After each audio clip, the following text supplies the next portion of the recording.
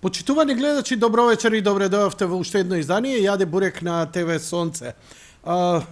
Наместо вечерва да имаме емисија со еден гостин, како што обично правам, најдов на една идеална ситуација која можеби ќе ви биде вам и поинтересна, а и подинамична именно во последно време. Онлайн состаноците и дебатите и форумите, благодарејќи на технологијата како што е Skype и Zoom, овозможува повеќе ликови, повеќе актери да земат учество, но не секогаш тие дебати па се плодоносни и интересни. Но овој пат сакам вечерва да ви покажам една дебата која се одржа, не знам дали беше денеска или но ова е во најскоро време, во која земаа учество следниве учесници: Харис Баба, Елисавета Стикова, Никола Пановски, Никола Стиков и Драган Даниловски. За што се работи? Ќе ви прочитам еден воведен текст и потоа вие одлучите дали треба да се гледа. Ја мислам дека не треба да се пропушти.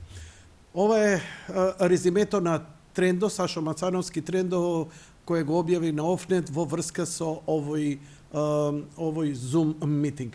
На панел на кој се резимираше нашето двегодишно справување на глобалната бештија наречена COVID, доктор Никола Пановски убедливо и авторитетно го распара лицемерието, нелогичноста, политичките додворувања и лукративните безсрамности кои го одбележаа тој период. Ако на луѓето им викате да носат маска на нива и во планина, ама во кафана да ја симнат, како после да не веруваат дека не прскаат од авион?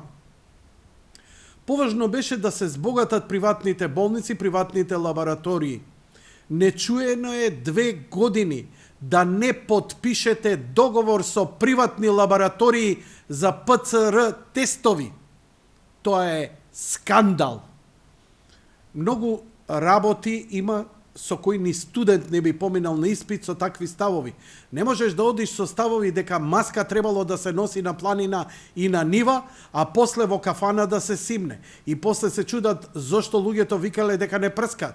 Друго објаснување нема ако ти носиш маска на нива или планина. И она прскање улици во скафандри и слични работи. Мислам дека ви текнува дека лани и таа будалаштина ја гледавме, таа небулоза ја гледавме. Имавме катастрофа во Тетово која можеше да се избегне ако не послушаа доктор Даниловски и мене само во една работа. Да не дозволуваат свадби на затворено. Ништо повеќе. Да не се додворуваат на онаа партија која видите каква катастрофа им направи на своите граѓани. Овде се алудира на болницата која изгоре. И кога министерот даде оставка, премиерот рече не е време во пандемија да даде оставка. За после здравството во ек на пандемија да го преземе партија која нема кажано за здравството. Тука заврши муабетот. Или ако јас на 18 ноември излегувам и им викам дека во ноември 72.000 луѓе примиле сумамет и дека е препишан на 40.000 осигуреници, а тој месец има само 15.000 болни, и дека тоа трае цела година и прави огромна финансиска штета, и дека се препишуваат дози кои се забранети, пазете, забранети дози, и дека наши доктори тоа го препишуваат, им давам податоци за тоа од Фондот за здравствено осигурување. На таков скандал партијата реагира со некое партиско директорче од фондот кој истражува кој ги дал податоците, како на татко му да се податоците. Ним им е битно некој да не им го расипе имиджот за надвор, и кога мене ме сметаат за нивни непријател, ти им работиш без пари, им помагаш на граѓаните, им даваш совети. Иста и ситуацијата со Даниловски. Тие чекаат на мои неполни 67 години да кажам како што тие мислат да си ја заборавам струката и да поплукам на неа. Тоа не може. Не можам јас да кажам луѓе да се вакцинираат после 45 дена од прележување, наша забелешка. За такво нешто студент паѓа на испит. Антиваксери на Балканот имало од секогаш, а преку социјални мрежи тоа се засили. Како на ова одговара светот, а особено ние? Наместо да се одговори со факти, искрено, транспарентно, секојдневно да се види една реклама за вакцинација наместо оние реклами за простата кои одат 10 пати на ден. Од надлежните постои молк и целосно игнорирање на состојбата. Ова е точно. Ја, освен Пановски и Даниловски, ниеден имунолог со години наназад одбива да дојде во емисија отворено да говори за вакцините. Овде во емисија. Да, ке речете, па што има да дојде кај тебе? Тоа е оние шарената болумента, оние унокшир, мочковци, кои шират само партиска пропаганда. Ништо друго. Врати назад. Се оди со излитен став. Само вакцината е спас и целосно го игнорираат природно стекнатиот имунитет. Ние што прележавме. Тоа е нечуено во историјата на медицината. И сега имаме на една страна антиваксери, од друга страна вакцинални фанатици, меѓу кои е и Комитетот за имунизација, кој века дека ние силно веруваме дека вакциналниот имунитет е супериорен во однос на природниот. При тоа не ги интересираат ни бројка, ни наука, а нив ги слушаше досегашниот министер и досегашниот премиер. И меѓу едните антиваксерите и другите вакцинални фанатици имаме исплашени и збунети граѓани. Кога немаше вакцини, па кога дојда, кога викавме дека тоа е спас, а не ги силувавме луѓето, тие масовно одеа да се вакцинираат во Србија. Кога почна силувањето на луѓето без факти, одејки дури и кон децата од 2 или 5 години, имаме контраефект. Луѓето гледаат и ги одмеруваат работите, не сум ја за укадар. Јас не можам да разберам дека месец и пол не можат да дознаат дали омикрон е поопасен или не, колку време треба на илјадници пациенти. Еден умрел во Велика Британија да 3.500 луѓе, во Израел еден на 450. Што треба да се случи да ни кажат дали е поопасен или не? Меѓутоа знаат дека побрзо се шири и знаат дека трета доза е одлична за луѓето. Нејасно од каде дознаат дека третата доза е одлична, кога за тоа треба повеќе време отколку да се дознае која варијанта е опасна. Човек од СЗО кажа дека луѓето во Јужна Африка не може да ги споредуваме со други, бидејќи таму имало многу голем природно стекнат имунитет, замислете. Ја сега вие таа реченица народот гледа. Ама затоа во земји кои имаат 90% вакцинација, ова ќе било многу опасно. Затоа заклучок, вакцинирајте се. Ај сега разберете го вие тоа. Кај што има 20% вакцинирани минале лесно, кај што има 90% е опасно и викаат вакцинирајте се со трета доза. Тоа е од Никола Пановски, од панелот COVID, 2 години подоцна, на кој се кажа и други умни работи од Пановски и останатите учесници Драган Даниловски, Елисавета Стикова, Херис Бабачич, а може да го проследите вечерва во нашата емисија. Јас само едно ќе кажам. Знаете што? Не за ќотек, за пострашност е. Додека седиме у кафани, вие сите дибеци до едни, без маски, локаме, пиеме, се слави нова година. Нашите деца 7 часа се со маски. Што зборите бе, идиоти едни бе, ретардирани дебили бе, дегенерици едни. Па човек колку да е про за наука и медицина, со вакви дебили вие сте бетер од антивакцерите. Вие сте злосторство против човештвото. Погледнете го панелот. Од мене, thank you and fuck you.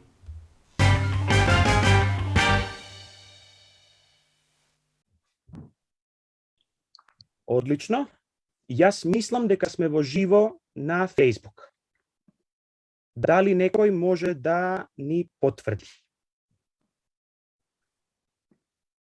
Дали некој што следи Facebook може да каже дали не гледа? Еве веќе гледам, двајца се приклучуваат. Супер.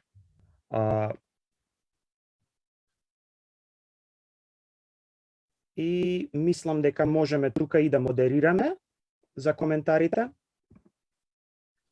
Не знам како да го најдам. Мислам дека нема потреба од панелистите. Ова е се нешто што ние ќе го правиме, Наташа и јас во позадина. Така што да причекаме малку да ни се приклучат уште луѓе. Гледам дека бројките растат. Добре дојдовте на сите. Добро ве најдовме.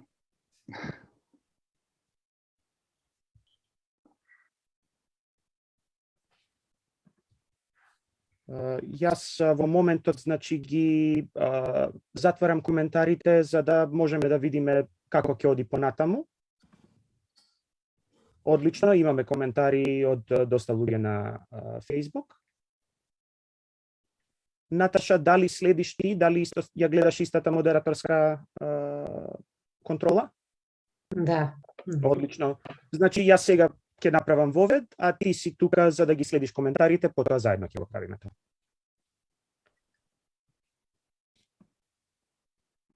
Океј, веќе имаме 135 луѓе во живо, што е навистина импресивно. Благодарам за сите што споделија и за сите што ни се придружија.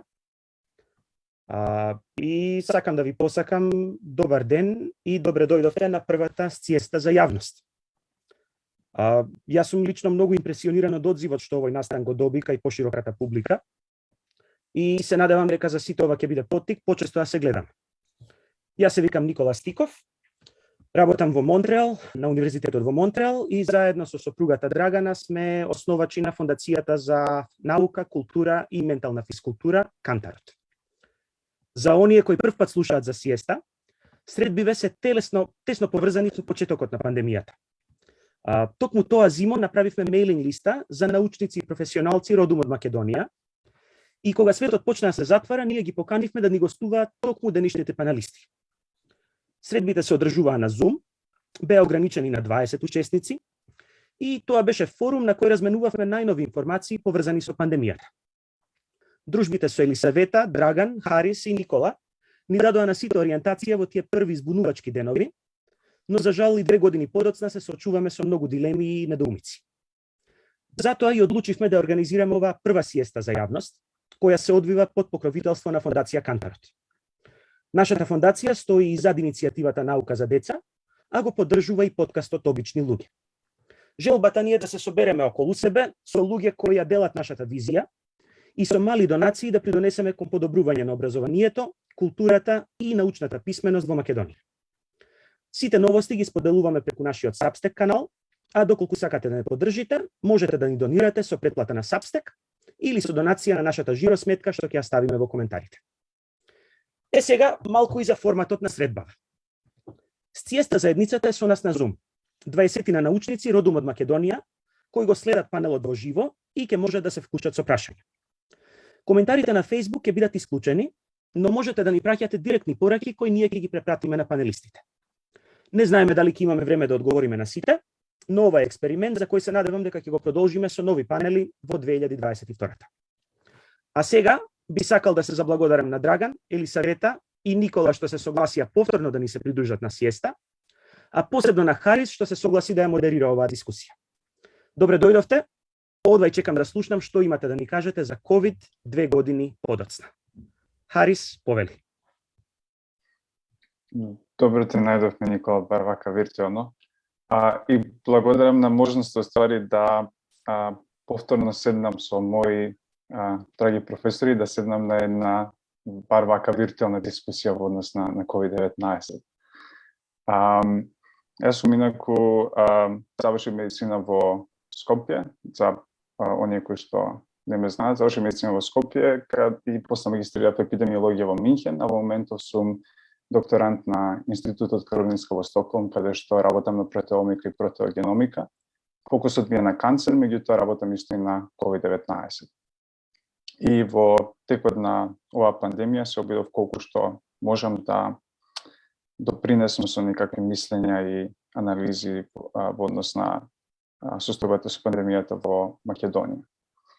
Мене ми е многу драго сега што можам да поразговарам со моите професори. Тука е професор Елисавета Стикова, која што специјалист по медицина на труд и професор по медицина на труд.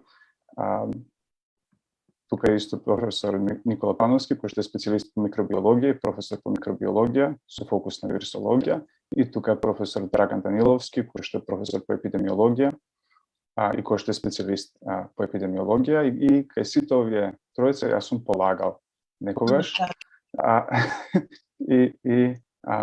Тоа биле многу пријатни испити кои што биле еден вид на дискусија. Така да сега се враќаме во една обратна ситуација, кај што јас ќе ги поставам прашањата, а вие ќе не ги давате одговорите за некои дилеми кои што мислам дека се уште обстојуваат во однос на COVID. Форматот на оваа дискусија би било, прво, накратко би дискутирале што се случувало во овие 2 години, многу кратко, каде сме сега и што ни преостанува понатаму, односно кои се дилемите со кои што се соочуваме во овој момент. Па би почнал прво со прашањето во однос на ситуацијата во Македонија. Ако ги погледнеме исходите од COVID-19 во Македонија, ние всушност навистина сме биле многу погодени од оваа пандемија. Сме една од земјите која што е најмногу погодена од COVID-19 пандемијата во светот. Меѓутоа, ако одзумираме малку и го погледнеме Балканскиот регион и целиот овој регион на Источна Европа, ситуацијата не е многу поразлична. И во однос на исходите, и во однос на смртност, регистрираната смртност од COVID-19 и прекомерната смртност, меѓутоа исто и во однос на образците на однесување кои што се приметуваат. Значи, силното антиваксерско движење, силен отпор кон мерките кај дел од популацијата. Прашањето до вас, што мислите зошто е ова вака, на што се должи тоа и како би можеле да во иднина при некоја си наредна пандемија да го смениме тоа. Ја би почнал со професор Стикова прво.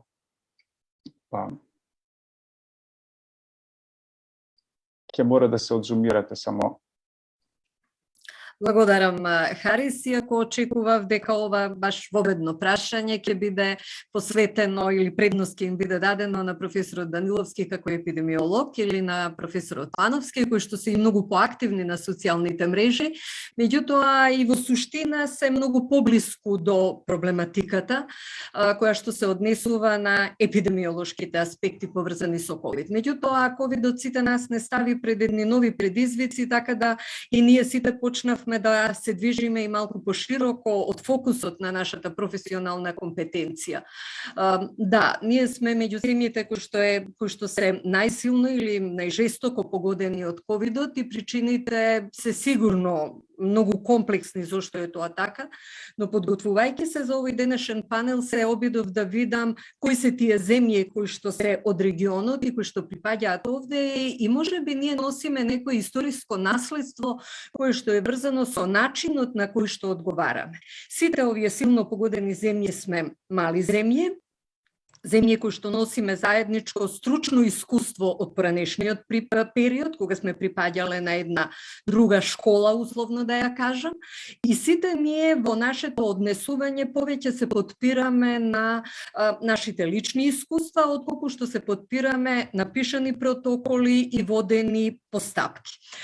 Има доста импровизација во нашата работа која што ја работиме, но за среќа, токму заради тоа што сме мала земја, имаме многу интензивни професионални контакти, па дури и кога ќе направиме некоја не толку добра одлука, брзо се повлекуваме и се обидуваме да отидеме понатаму. На се згора, морам да кажам дека COVID-от не е новина само за нас, него воопшто и во светот сите бевме заедно, сите професионалци од различни области, сите заедно бевме соочени со нешто што е ново за сите нас.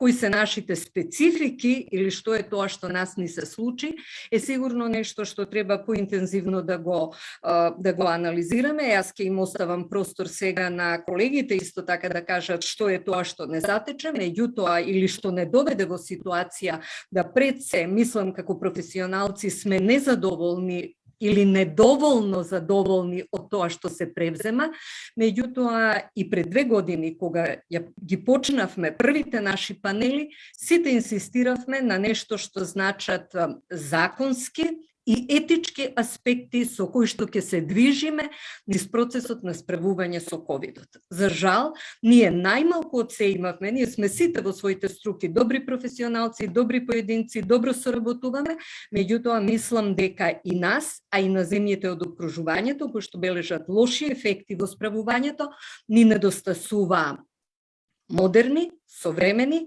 и стриктни протоколи со кои што ќе регулираме многу прашања.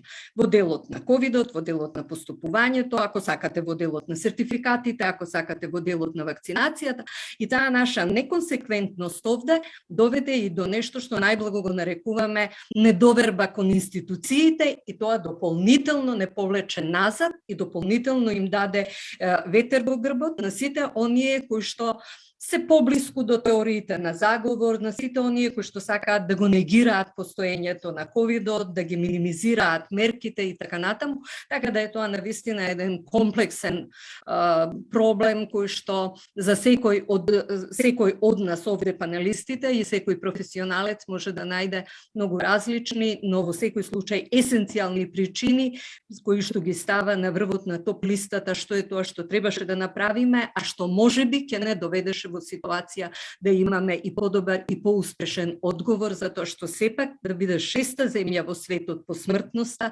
е нешто што сите не загрижува. И дополнително, ако ме прашате каде се наоѓаме сега, се наоѓаме отприлике во иста ситуација како што беше и пред 2 години. Сега е омикронот, немаме многу работи со кои што можеме да се пофалиме дека силно ги етаблиравме од професионален аспект и повторно се соочуваме со новите предизвици. Ако сакате од ресурси, ако сакате од вакцинација, ако сакате од протоколи и така натаму, а зад нас стои она што сметам дека колегите и низ бројки ќе го проговорат. Број на заразени, број на умрени, хоспитална, исклучително висока смртност на оние кои што се во болница, број на расположливи капацитети и така натаму. Професор Даниловски. Пред се би сакал да изразам задоволство што се наоѓам од другата страна на катедрата. Навистина е пријатно вака човек да се најде лице во лице со најдобар студент во генерација и добро е тоа, секогаш учениците, секогаш студентите треба да ги надминат своите професори и јас искрено се надевам дека дали ќе дотераш. Ти благодарам и благодарам на околностите што на Никола Стиков особено што не состави на ваков начин, тројца професори, еден наш најдобар студент практично. Мислам дека добро ќе се дружиме вечерва. Што се однесува до прашањето, мислам дека професор Стикова апсолутно ги опфати сите релевантни елементи. Јас би рекол дека тоа е така. Ние бевме од самиот почеток, практично од моментот кога се случи инцидентот, кога почна целата приказна во Кина, па дури од како беше прогласена вонредна состојба од страна на Гебрејесус, генералниот секретар на Светска здравствена организација, дури и тогаш се немавме освестено до крај, па дури и Италија се случи, и Бергамо се случи, и повторно западниот свет како да едноставно ја негираше опасноста. Не ни беа доволни искуствата од Кина, не ни беа доволни оние катаклизмични сцени од улиците на Вухан. Едноставно, некако мижевме, затваравме очи пред вистината. Ја негиравме. Предпоставувам дека тоа се должи на една ароганција, на една самобендисаност, као припадници на западни општества кои што располагаат со висока технологија, ардома испадна дека не располагаме со нешто друго. Џабе и технологија, џабе и наука, ако сакате, ако нашите општества не научија своите жители, припадниците на тие општества да ги едуцираат, да ги воспитаат на начин да го имаат како примарен момент, како примарен мотив за живење заедништвото. Значи, едноставно, кај нас дојде до израз сиот оној индивидуализам. Ние покажавме дека не сме општество кое што функционира како еден синхронизирано, како еден оркестар извонредно добро увежбан, туку едноставно функционираме, се покажа дека функционираме зад една тенка фасада на успешна приказна, дека всушност во заднината има една какофонија од звуци, крици да не речам, либертарианизам се покажа дека владее и така натаму, така што едноставно не бевме спремни да признаеме дека ни се заканува општа глобална криза. И тоа ни се одмазди. Понатаму се јави нешто што беше нормално да се пројави во ситуација на ваква една неподготвеност на општеството, а тоа беше една како да речам, еден егоизам, особено изразен кај богатите земји, кои што покажаа дека апсолутно функционираат така исклучиво егоистично, потоа се појави оној да кажам вакцинален национализам и тоа се уште така постои, така што веројатно се додека не се свестиме дека е потребна солидарност една на планетарно ниво, претпоставувам дека ќе се влечкаме и со омикрон, мегатрон, омега и така натаму, кој знае колку букви од азбуката ќе се изнаредат. Мислам дека се јави нешто друго. Се јави се покажа всушност дека граѓанството, жителите немаат доверба во институциите. Зошто немаат? Заради тоа што, да кажам така, капитализмот е општество кое што исклучиво функционира врз основа на принципот на профит и секој обид за преземање на некои мерки од страна на државите воопшто во западниот свет се доживуваше од она другата страна, да наречем од работничката класа, како обиди да се зголеми контролата врз нив, да се контролира дополнително и така натаму. Така што тоа беше добра подлога и за теории на заговор. Исто така, кон тие теории на заговор и кон таа недоверба на луѓето кон мерките воопшто, заради што и не беа успешни дефинитивно насекаде повеќе или помалку, беше и една неконзистентност на мерките, на изјавите, на препораките, што требаше од самиот почеток да бидат базирани исклучиво на наука, да речеме на регулаторните агенции, Светска здравствена организација и други. Така што и тоа разви една недоверба. Дополнително до недовербата придонесе и фактот дека навистина многу брзо вакцините беа подготвени, особено овие што се МРНА вакцини. Па тука плодна почва се создаде за теории на заговор, дека вакцините се генетска терапија, дека ќе ни модифицираат гени, дека дури чипови ќе ни внесат и така натаму. На тоа исто така масло на оган долија и налива и одредени колеги, одредени научници, кои што од XY лукративни мотиви излегуваа со разни конспиративни теории. До ден денеска тоа се случува. Така што сето тоа земено во пакет направи да ние не постигнеме, не успееме како планета да издесуваме, да изведеме нешто што би го нарекол јас блицкриг, молскавична војна, еден одлучен, краткотраен удар да му нанесеме на вирусот, преку едно рамномерно вакцинирање, колку што ќе можеше да биде тоа можно, буквално на целиот свет. Затоа што ние како сите, како делови од еден затворен систем на врзани садови, едноставно невозможно е да се да се предпостави дека ако се реши проблемот со вирусот, да кажеме, во Америка, дека тоа ќе трае долго време, затоа што еве што се покажува.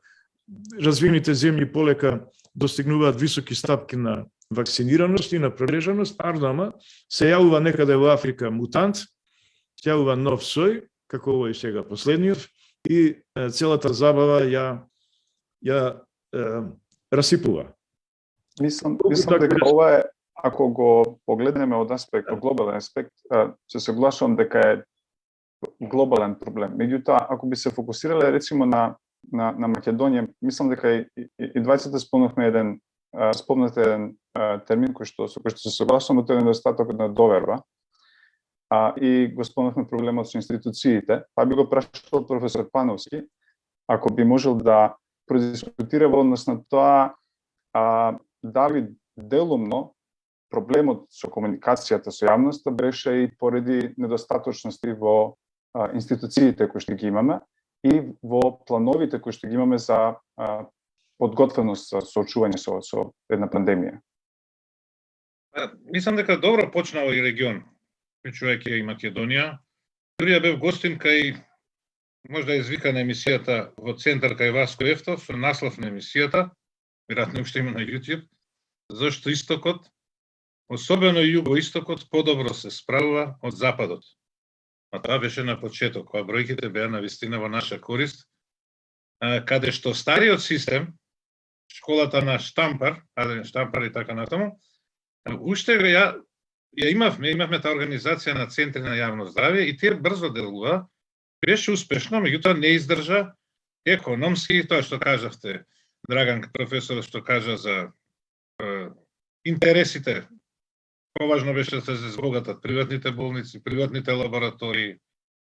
Нечуено е да вие не подпишете договор со приватни лаборатории за ПСР тестирање 2 години. Тоа е скандал. И кога дискутираме за ова, да немате, не знам, мислам, многу работа има кој студент на испит не може да помине со такви ставови. Не може со ставови дека требало маска на планина да се носи на нива, а у кафана да извади. После се чуделе зошто луѓе вика дека не прскаат од авион. Па друго објаснение нема ако носиш ти на нива маска. Или прскање на улици у скафандери и не знам што друго.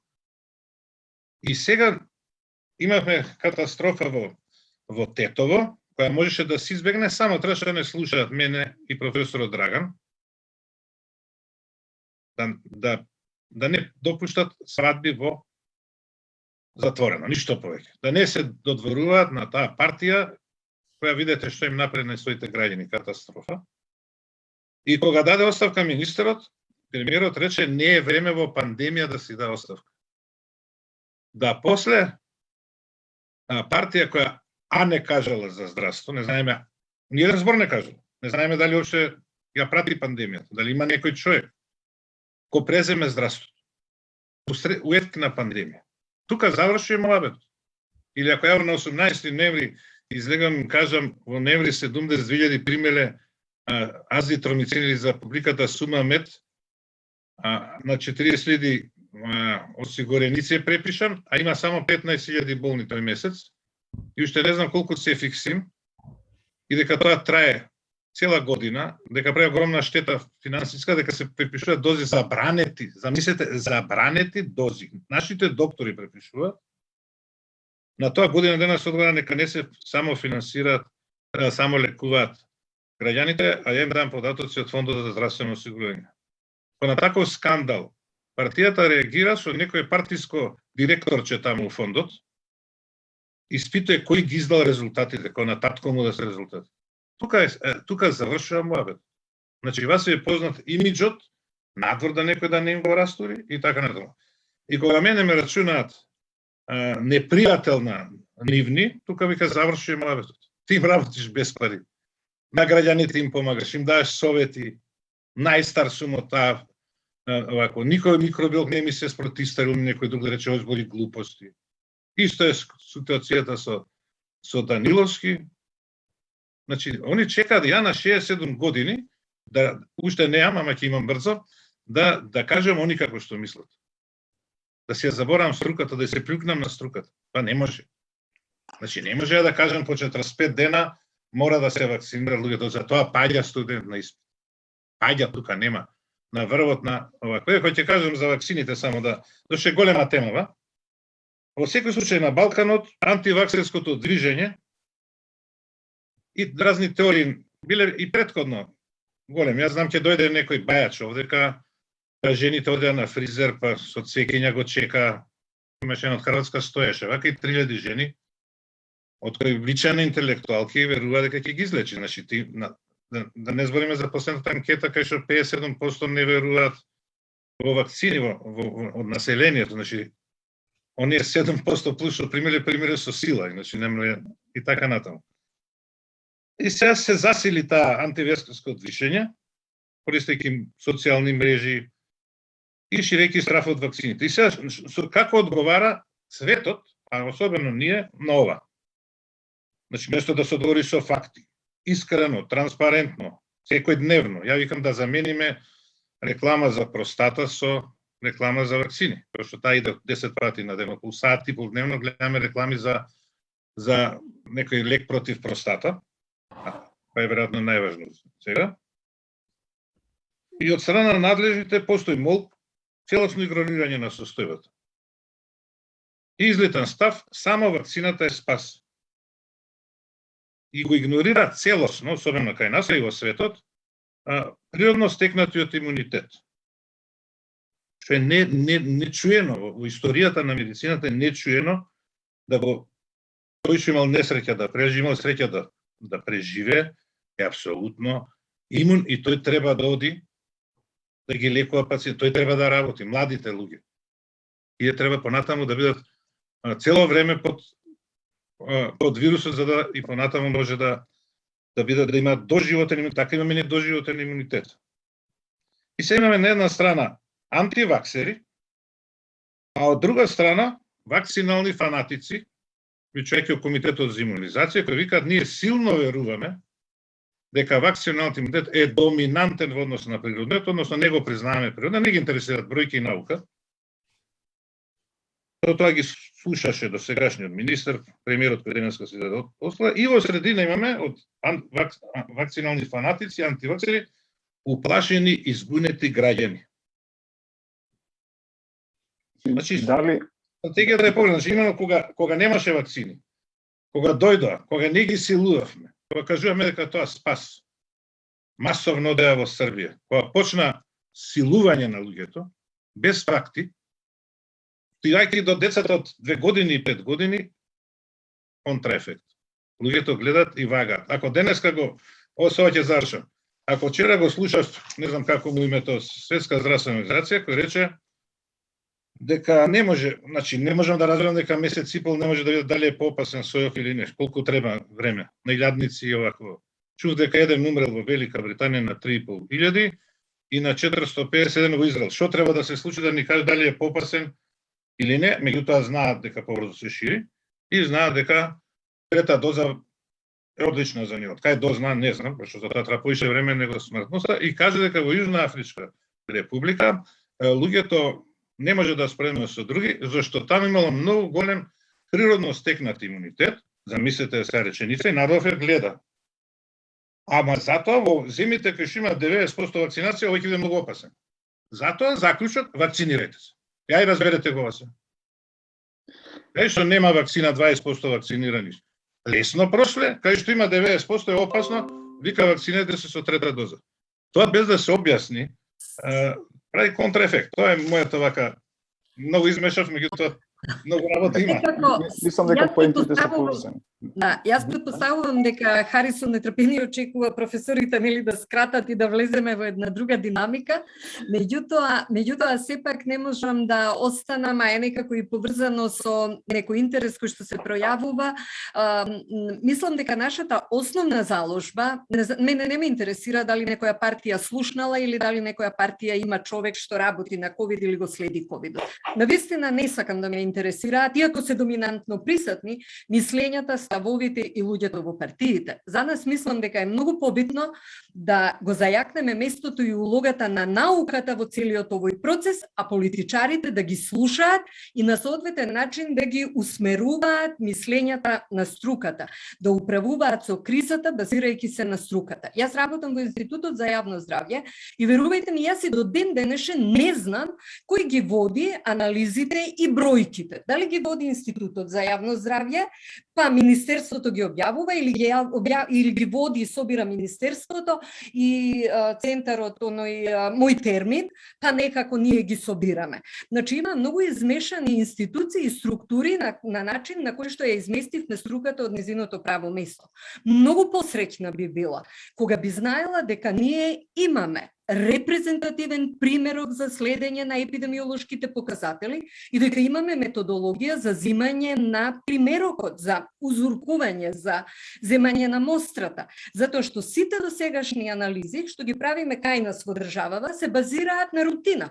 Значи, луѓе кои што одат да се прегледуваат, кои што плаќаат или не плаќаат во приватна или во државна институција, а пред се професорот Даниловски ќе ме подржи силно сигурно во тоа дека се знаат кои се принципите за епидемиолошко следење и за земање на примерок. Ние тоа се уште го немаме воспоставено во државата. Ние се уште заклучоците ги влечеме од рутина. Каде би го лоцирале проблемот во однос на тоа? Дали проблемот е во однос на тој некој си некој противречење на партизираноста на институциите наспрема стручноста на институциите, или станува збор за недостаток на ресурси? Дали тие ресурси биле финансиски, човечки или било какви? Каде вам би се чини, дали овие се двата проблема кои што се причина за тоа и кој е побитен проблем од овие? Може би е неблагодарно вака апанса што се вели да се даде одговор, има сигурно влијание од едно и друго, меѓутоа сепак мислам дека професионалците недоволно ја познаваат материјата, но тоа не е проблем. Ние навистина имаме реномирани експерти во државата и надвор и можеше да се направи многу силна мрежа на експерти и професионалци. Меѓутоа ми се чини дека нашите професионалци можеби не се доволно образовани, нова е проблематиката, нова е болеста, сме научиле до сега на поинакви принципи да работиме, меѓутоа мислам дека нема ова беше предизвик, мислам секаде. Да, точно е, меѓутоа мислам дека професионалците пред се уплашени од непознатото немаат доволно сила да застанат за своите професионални ставови. Затоа што секогаш можеби им висеше нешто, а што па ако сега немаме ние право? И затоа неколкумина професионалци со интегритет кои што се соочија со јавноста, се пред професорот Даниловски и професорот Пановски. И тие што одбра преку медиумите, преку социјалните мрежи да комуницираат со јавноста за да им помогнат и на професионалците и на граѓани. Јас не бев толку активна на социјалните мрежи затоа што фокусот на мојата работа се работниците. Меѓутоа, за жал, покрај многу напори, ние не успеавме да се наметнеме дека имаме што да кажеме за 700.000 граѓани во републиката.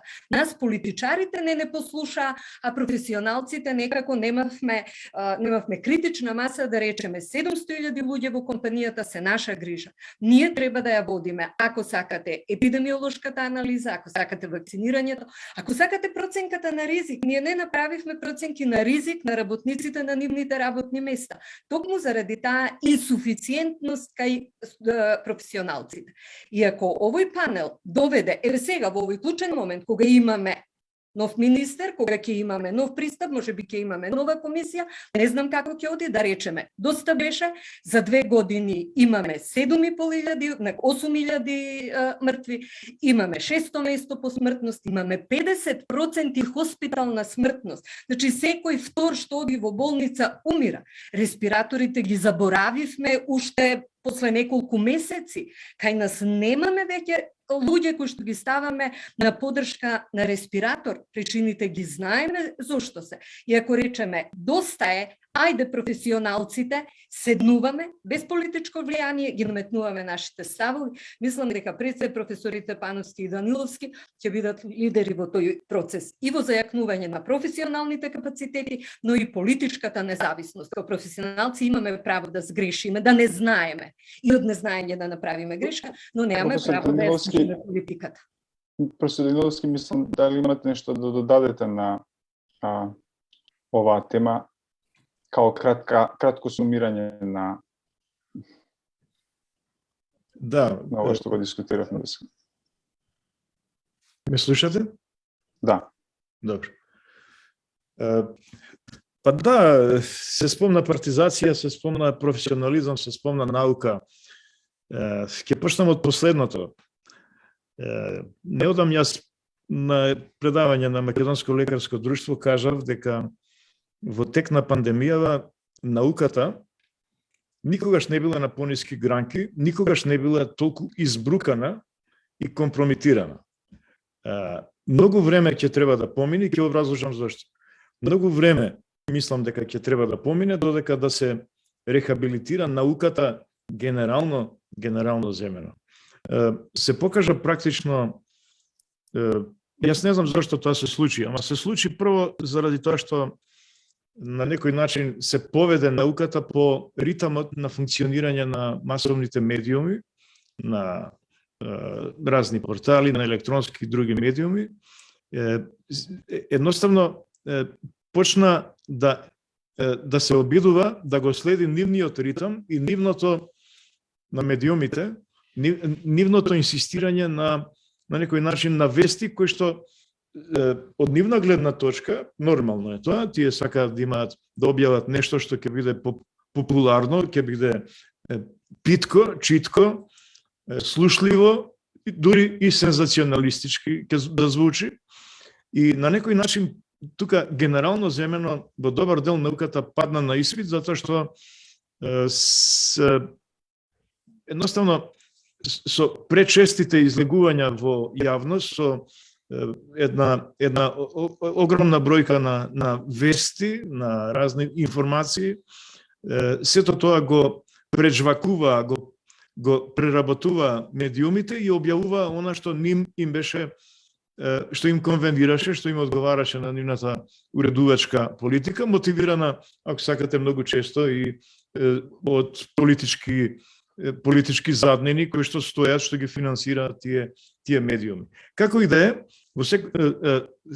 јавноста генерално во светот, па и кај нас па и не знам, кај нас веројатно тоа е најизразено, кај нас јавноста се судри со една стварност, со една ситуација да биде бомбардирана со обоени, пристрасни информации.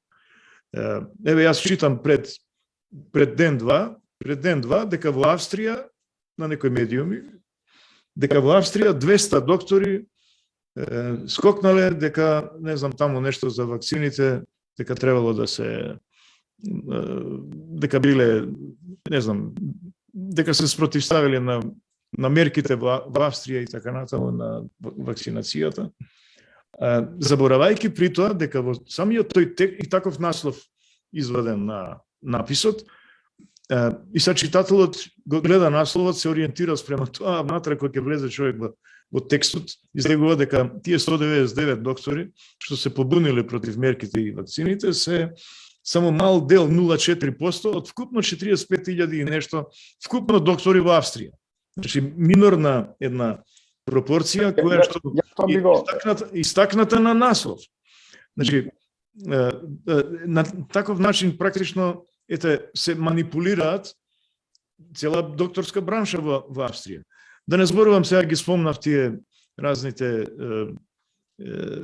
научници, така наречени, кои што застанаа отворено на страната против одредени вакцини, против механизмот на дејство, дури дека потеклото на вирусот е вештачко, дека е сето тоа завера на некој кој што сака да воспоставува нов светски поредок, не сакам за тоа да навлегувам, но во секој случај тоа е она што на генерален план со науката се случуваше.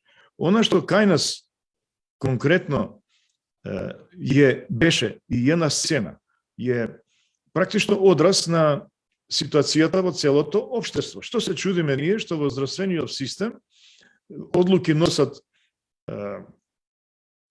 се носат политички, а не се слуша струката, не се слуша науката, што дека 2 години практично, знае Никола, све волонтерски вклучени како некакви гласноговорници, ама тоа како гласови во пустиња испадна, укажуваме на една, на друга, на трета работа, никому ништо, нели, караванот, кучињата лаат, караванот си врви.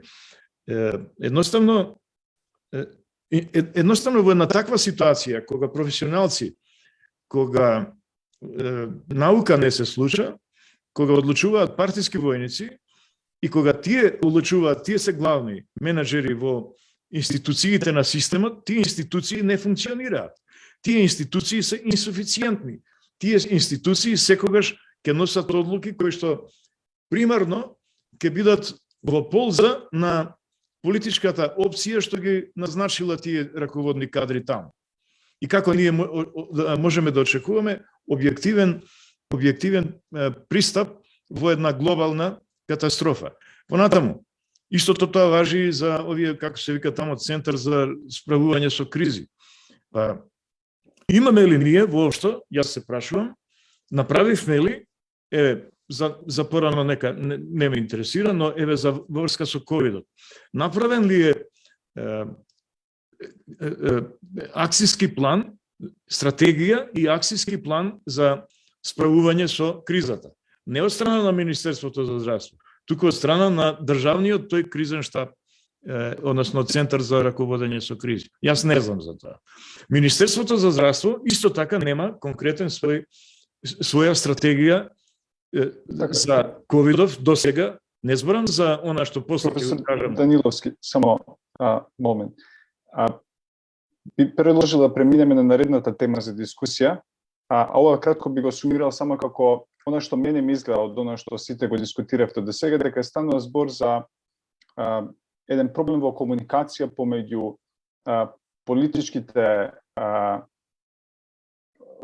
лица и односно лицата кои што ги носат одлуките и стручните лица, и еден проблем со комуникацијата помеѓу стручните лица и институциите и јавноста. И тоа е нешто, мислам, кое што мора да поработиме понатаму, меѓутоа нели тоа повлекува одредени институционални проблеми кои што мора да ги решиме за да дојдеме до тој стадиум да можеме подобро комуницираме меѓу себе и со јавноста. Меѓутоа, мислам дека се задрживме доволно на ова прашање. Ја би предложила да преминеме на наредната тема која што мислам дека е исклучително актуелна. Сега сите сакаат да слушнат за таа тема, а тоа е појавата на новата омикрон варијанта. Значи, сите следиме и сме загрижени околу тоа, затоа што самата омикрон варијанта има голем број на промени во својата генска структура, особено има голем број на промени, мутации во генот за протеинот S, против кој што се дизајнирани повеќето вакцини за COVID-19, и тоа е она што нели сите нас не загрижува, дека постои ризик од пробивни инфекции кај оваа варијанта. Меѓутоа, како што и професор Пановски пред малку и го спомна, има еден голем недостаток на докази за оваа варијанта. Значи, ние имаме едно акумулирање во последниве неколку недели кои што идат во прилог на тоа дека ова е една позаразна варијанта од претходните варијанти, иако има одредени извори на бајас кои што може да ги објаснат тие наводи кои што се добиени во тие студии. Меѓутоа, има акумулирање на докази кои што укажуваат на тоа. Од друга страна, доказите дека предизвикува послаба или потешка болест практично се многу слаби. Значи, не можеме да се ослониме на тие докази кои што сега постојат во однос на тежината на клиничката слика. Прашањето е дали навистина знаеме доволно сега за да кажеме дека омикрон варијантата е сериозен проблем со кој што ќе се соочуваме во наредниве месеци, и доколку кој е ризикот од омикрон варијантата? Што е она што е застрашувачки? Би почнал со професор Пановски во оваа дискусија. Добро. Само да дополнам од прошлата тема, бидејќи беше спомната смртноста во болници. Во сите земји западни сем во Бугарија од Евроскунија, смртноста паѓа. Не заради тоа што има само вакцини, туку заради успех во лекување. Во Македонија расте. А расте. Значи, што научија нашите доктори? Ништо не научија. Не се собраа да видат кои се протоколи, државата не им помогна. Јас сум најмногу разочаран од нашите здруженија. Кај мене има 12, кај Драган 10 на епидемиолози. Не мора да излегуваат на телевизија. Здружението да не поддржаше за работи што се флагрантни. Вирус не се лекува со антибиотици. Не е тоа да се двоумиме ние. Цел се тоа. Таму нашите доктори го прават, субспецијалисти го пишуваат тоа од клиники кај што лекуваат ковид на здрави луѓе. Значи за такви или за ова 45 дена вакцина. Не постои човек, доктор, што тоа ќе го одобрил дека има овако, да го силиш. Нека се вакцина по 6 месеци. Тоа се однесува до омикрон, мислам дека тој значи ако е толку заразен, некој вика 2 пати, некој 6 пати, некој 30, некој 70 пати, 70 пати ако е таков вирус не постои до сега. Тоа би значило дека сите мерки може да се укинат, бидејќи ако некој кивне увлез на 6 спрат, тој ќе добие ковид и така натаму, значи ако така се шири, би значил, ако навистина толку многу се шири, би значил крај на пандемијата во смисла дека сите работоспособно и активно население, а тоа е 80% од населението, ќе се зарази. Без разлика дали претходно било вакцинирано, дали било прележано, секој човек ќе добие некоја природна бустер доза, заедно со вакцините и негде би требало за 6 месеци, ако тој вака брзо се шири, да се прошири низ цел свет и единствено што не знаеме какви ќе бидат последиците од тоа. Ако е помалку смртоносен, многу помалку треба да е смртоносен, да се разбереме, најмалку 5 пати, бидејќи рекова Јужна Африка 30 пати, ама најмалку 5 пати, ќе го објаснам зошто, а тоа би завршиле, да речеме, релативно срекно. Не може да завршиме срекно, меѓутоа релативно не со многу жртви. Ако биде пола 50% помалку смртоносен, нема да биде лесно, бидејќи ќе имаме огромен број на позитивни случаи и процентот, ако не е како кај нас, овој нереален процент, кај нас 4% умираат од заразените, бидејќи очигледно не ги откриваме, или 3,7 case fatality rate, значи ако е 2%, тоа ќе биде огромен број на смртни случаи, ако ние имаме 2000 случаи или 5000 на ден, па 2% е многу. Митоа мене не ми е јасно, ако пред една недела каже првиот случај во Велика Британија почина на 3500, еве по една недела, што стана со тие 3500, иако таму имаат сега 350 или 3 милиона? Што стана со тие 3500? Што е тоа тешко да се каже? Мислам дека уште беа 10 хоспитализирани. Ако е, јас се надевам, јас сум секогаш оптимист, се надевам дека за да не се отпушти населението, за да случајно не се фрлат вакцините, не дај Боже, тоа е најстрашно. Викаме, нема да кажеме по секоја цена и веројатно никогаш нема да се каже колку е. Те се молчи, бидејќи те се бројки. Што бегаме од бројките? Имаме 3.500 со Делта, имаме 3.500 иста епидемиолог го знае како се прави тоа, иста старосна група на луѓе, со иста вако. Колку умре од овие 3500 ако прошле 3 недели? А прошле? Колку од овие? Што е тука? Од овие умреле 100, од овие умреле 50 или 10 или ниеден. Зошто тоа не се кажува? И сега луѓето не веруваат, па нема да веруваат. Мислам дека тука еден проблем е кој мора транспарентно да се и сега излегувале теории на заговор или не знам што, па ти ако го криеш тоа. Најбитното прашање. По него кажеш секој ден, кажеш нејасно е. Бројките не се нејасни, кај нас е се јасно. 9 умрени прележани, 500 умрени вакцинирани. Заклучок на нашата власт и молк на сите здруженија до едно е вакциналниот имунитет е доминантен. 500 умреле вакцинирани, вакцинава трае 6 месеци, а 9 умреле од 18 месеци што трае пандемијава, кој прележали. Мислам дека во однос на исто тоа сега го гледам на ниво на целост. Значи тоа е едната работа. Втора работа, многу проблеми се отвара, дали он ќе биде можност да очигледно PCR тестови, тоа можам да гарантирам дека ги работиме кај нас. значи не мора сите 3 домени да ги фаќаме, и ако фати 2, третиот не, тогаш најверојатно е некој друг, не е делта или некој, така може да се посомневаме дали се работи за омикрон. Тие лабораторично се посорено, и тоа не разборав на Исопетличковски, не знам дали е вклучен, дали воопшто тестоите за антитела, дали антителата кои тој ќе ги создаде со тие мутации, морам тестоите кај што го одредуваат спајк протеинот, воопшто дали ќе детектираат антитела. Значи, ќе се случи, си прележал од омикрон, не си бил вакциниран, не си бил прележан од друг сој, значи немаш антитела, и сега прележуваш и вика нема антитела. Зашто? Бидејќи тестоите, можеби, некои тестови, не оние што одредуваат N протеин, да не ги детектират антителата кои тој ги создал, бидејќи се создадени кон можеби мутиран антиген. Тоа се тие дилеми многу. Постои можност но тоа, бидејќи, например, ако го погледнете имунопептидомот кој што и ако го погледнете одговорот на антител кои ги таргетираат, кои антигени ги таргетираат кои што се презентираат HLA-2 молекули, постои одреден ризик дека нема да бидат препознаени од антителата кои што се од есеите нема да ги препознаат тие антитела, или се уште не знаеме негри за тоа.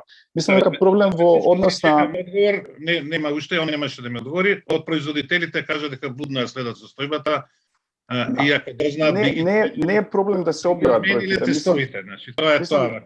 Мислам дека не е лабораторија, за тоа можам да зборам. Мислам дека не е проблем да се објават бројките, не е, мислам, проблем нетранспарентност, особено UK има извонредно транспарентна епидемиолошка служба.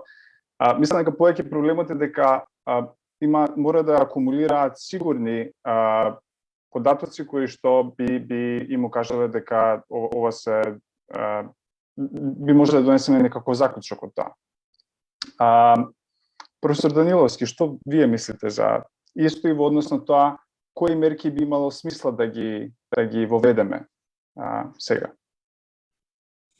Јас уште некаде на 28 ноември, добро се сеќавам, 2-3 дена имаше како се појави во Јужна Африка, објавен беше дека има нов вирус, нов сој омикрон, кажав дека мудро би било да постапиме исто како Израел и буквално да ги затвориме границите во смисла на тоа да затвориме не буквално да поставиме филтри, значи PCR тестови и евентуално карантин за оние што немаат тест, независно дали се вакцинирани, прележани или било што.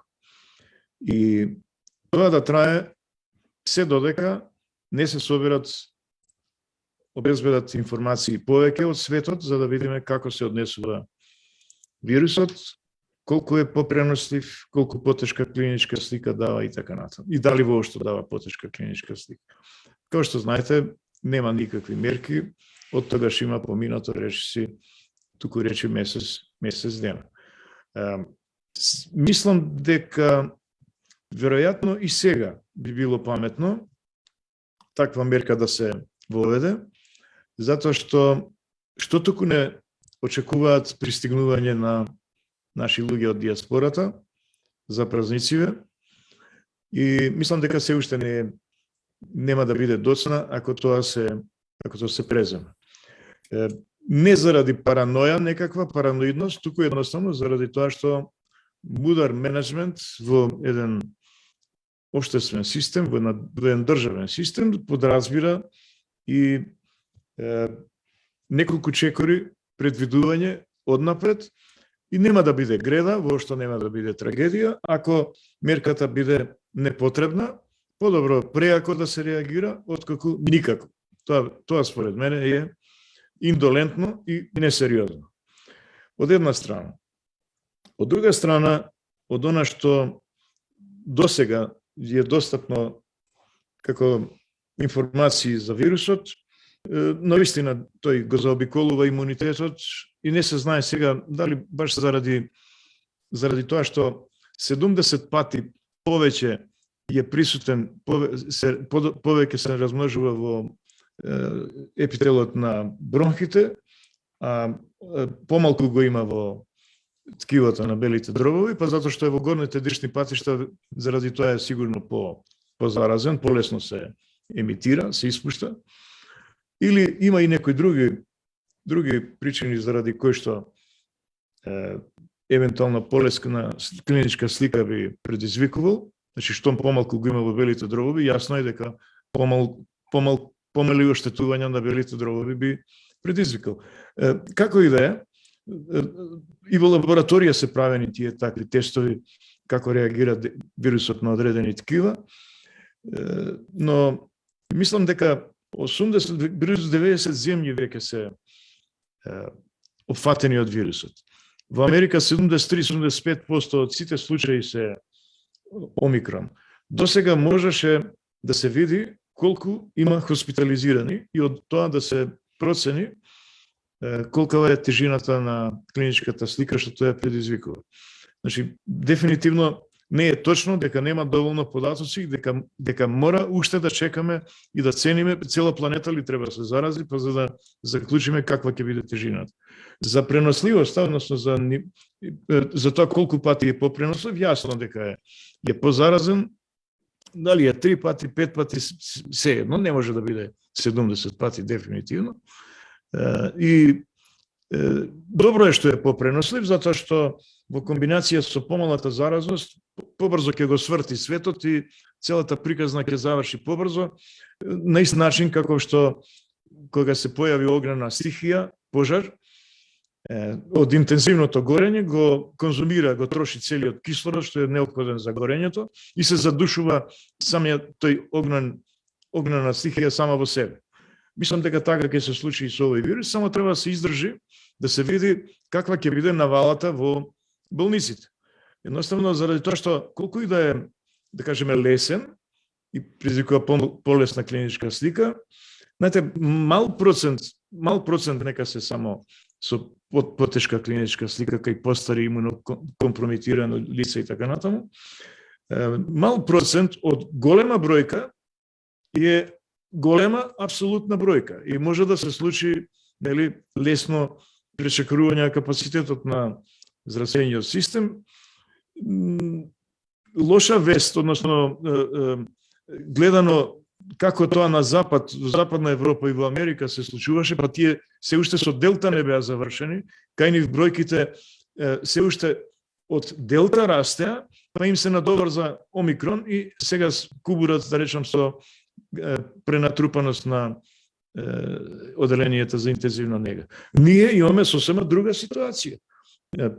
Сите бројки кај нас говорат дека кај нас имаме од 9 ноември наваму перманентно едно спуштање на бројките. Негде 427 души има хоспитализирани само во моментов. 14-дневната инциденција постојано опаѓа, негде стои нешто. Ако состојбата е стабилна сега, дали тоа значи дека така ќе остане во случај ако се појави омикрон варијанта во Македонија? Па не, нема да остане сигурно. Јас неодамна изјавив дека ако станеше Делта, ние практично го гледаме крајот на епидемијата во Македонија. Зошто го гледаме крајот? Затоа што ваквото однесување во ваква студена сезона, во ладни денови, кога дружбите се случуваат во затворено, и сепак имаме пад на случаите, тоа значи дека стапката на имуност, независно дали со прележување или со вакцинирање, е многу висока. Не сакам да шпекулирам, некои пресметки кажуваат дека е сигурно преку 80%, сите возрасти, од децата до најстарите. Ако е тоа така, тогаш со ваква динамика на движење на бројките, имајќи предвид колкава популација сме, и бидејќи на надолниот крак на кривата сме, зашто пикот го доживеавме таму на 9 ноември, практично некаде до крајот на јануари ние ќе се судревме со ситуација на спорадични случаи, 20 случаи дневно. Ако останеше Делта, и тогаш ќе требаше и школи да отвориме и се. Да нема ни потврди, ни не знам што. Со Омикронов, со многу висока веројатност, ќе се дрзнам да тврдам, дека на ваква епидемиолошка ситуација или ваква тврдина од имунитет што ја поседуваме, а имајќи предвид дека дупло прележани или прележани па вакцинирани со една или со две дози, или вакцинирани со 3 дози, така го тренираат својот имунолошки систем да тој учи како да се бори и со било која варијанта во иднина што би се појавила. Убеден сум дека кај нас бројките можеме да очекуваме негде тамо во јануари месец ќе се заминат гастарбајтериве, да почнат да растат, ама исто така мислам дека катастрофични преполнувања на болниците нема да има.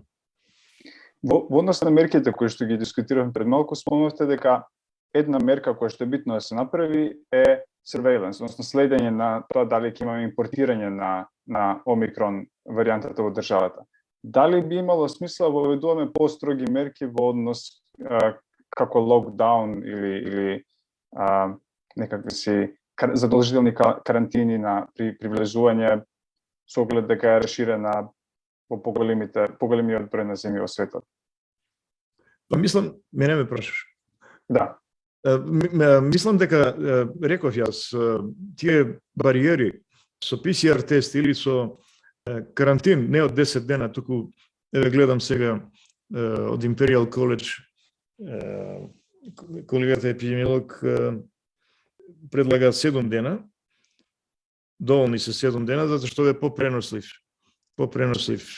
вирус, пократка во инкубацијата, значи тие мерки на границите би требало да се воспостават. Мислам дека заради предпазливост, бидејќи сега веќе имаме работа со закана од вирус кој што не го знаеме во наводници или полунаводници, не го знаеме, би требало да сме предпазливи и можеби би требало да освртим да ги или порано да почне распустот со школите или комбинирана настава да се одржува, едни онлайн, други во живо и така натаму, за да се разречи бројот на ученици во секое оделение. Што се однесува до угостителските објекти, јас еднаш реков и пак ќе речам, со оглед на празници и со оглед на специфичната една психологија, ситуација и истрошеност веќе психолошка на населението, јас во моментов не би воведувал било какви рестрикции во угостителските објекти. Се додека не почне бројот да расте. Ги спомнавте училиштата. Децата углавно се окей од COVID. По однос на омикрон варијантата немаме никакви индикации дека е нешто ќе биде полошо во однос на досегашните варијанти, исто беше и со претходните варијанти.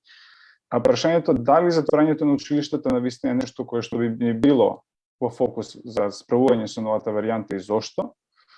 А би го надоврзал исто тоа на прашањето дали тоа појавата на новите варијанти повлекува потреба од вакцинирање на децата и зошто? До професор Даниловски, па по професор Стикова, можеле да... Јас категоричен сум, не само заради омикрон, кој што, сигурно ќе се покаже дека е полесен за сите, па и за децата. Тврдам дека апсолутно е безсмислено од стручна гледна точка и од етичка, ако сакате, децата да се вакцинираат за да ги заштитат старите и болните. Мислам, треба обратно да биде. Тоа е едно. Второ, мислам дека она што си е познато како поминуваат децата со болеста, ако се разболат, наспроти сите оние информации за синдром воспалителен, масовен, мултиоргански и така натаму кај малите деца, мислам дека информациите за стапката на миокардитис и перикардитис и за некои невролошки нарушувања се доволни за да сепак не се посегне по децата, особено оние помладите од 12 години. Така што она тенденција сега, инсистирање од 2 до 5 години да почнат да се вакцинираат децата, за мене е неприфатлива. Вакцинирањето и на децата, во принцип земено, точно е дека би го намалило интензитетот на пренесување на вирусот, ама само ако вакцините беа по-ефективни. Ако не се, како што не се, особено во светлото на појавата на заканата од Омикрон, кон кој последните информации велат дека третата доза кај Pfizer негде 20 пати го зголемува бројот на антителата после тие дози, а кај Модерна дека 37 пати. Ама не се знае кој е ниво, кој е заштитното ниво, кое што е потребно да се постигне за да биде ефикасноста максимална против Омикронот. Но во секој случај, вакцините генерално земено, споредено со Делта, за 20 пати помалку у просек се ефикасни кон Омикрон. Ако е тоа така, тогаш која е идејата да се вакцинираат и децата за да не го пренесуваат вирусот, кога и вакцинирани ќе го пренесуваат? Нема смисла. Имаме уште некои 3 минути. Јас би ве замолил на кратко професор Стикова и професор Пановски и ќе мора да преминеме на прашање.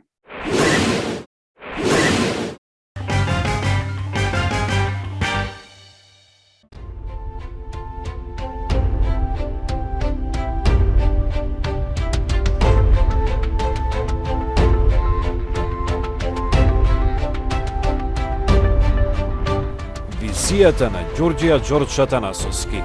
Раскажувајте ја вистинската библиска приказна за Македонија.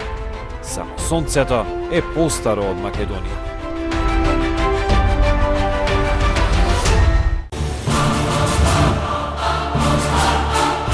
Големиот љубеник во еднината на Македонија.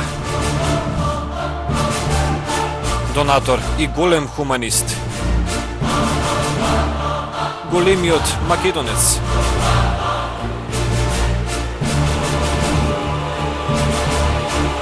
Голема љубов кон древните македонски корени.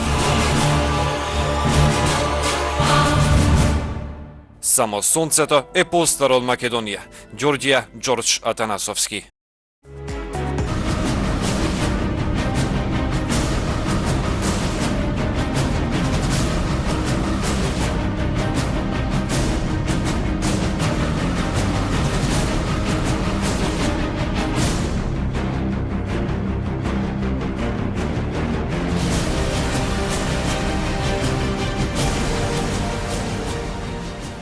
Македонска империја. Издание на Ѓорѓија Ѓорџ Атанасовски. Дознајте ја вистината за македонската нација.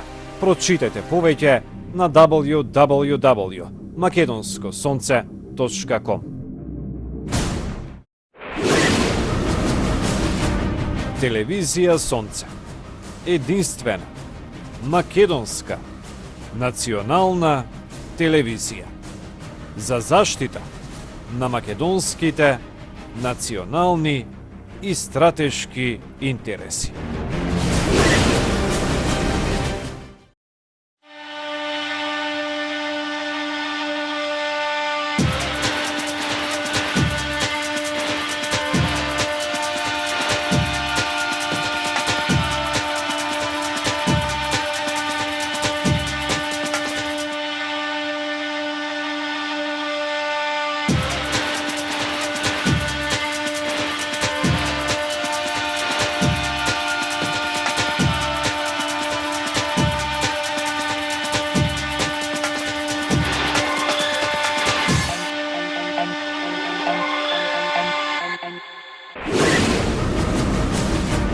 Телевизија Сонце. Единствена, македонска, национална телевизија. За заштита на македонските национални и стратешки интереси.